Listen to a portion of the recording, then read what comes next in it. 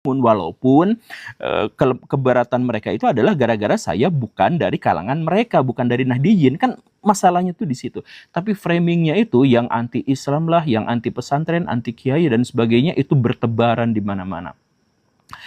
Baraya, setelah itu tuh saya diundang di Cilacap oleh pesantren NU dan saya di situ juga berbicara. Gak jadi masalah, gak apa-apa. Tapi kenapa framing keburukannya itu terus-terusan, fitnah itu, potongan-potongan video saya dan sebagainya itu disebarkan.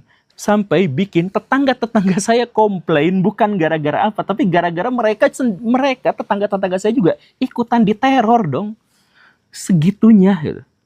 Dan kalau memang orang-orang NU itu katakanlah marah sama saya karena saya dianggap menghina, kan yang menghina itu bukan saya, yang menghina itu adalah kalangan Ba'alawi. Kalangan Ba'alawi itu eksplisit terbuka mengatakan, Kiai NU yang itu, Gus NU yang itu tuh, itu buta mata, buta hati.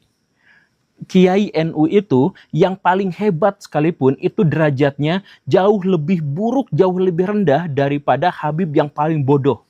Bahwa Habib-Habib itu yang paling bodoh itu alas kakinya lebih mulia daripada kepalanya kiai-kiai. Itu kan perkataan mereka. Itu jelas penghinaan, itu eksplisit. Sedangkan yang saya katakan itu bukan penghinaan, itu adalah kritik.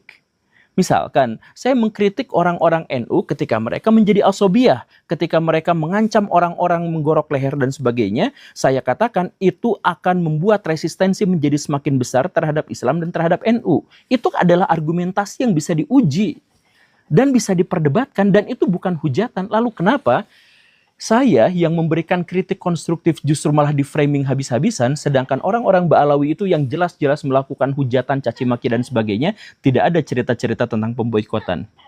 Intinya adalah ini berasal dari satu arus yang sama sejak 1 tahun yang lalu, di mana ada upaya yang sangat sistematis untuk menghancurkan kredibilitas saya, membuat orang-orang membenci kepada saya, bahkan menciptakan ancaman yang intensif terhadap diri saya dan keluarga saya.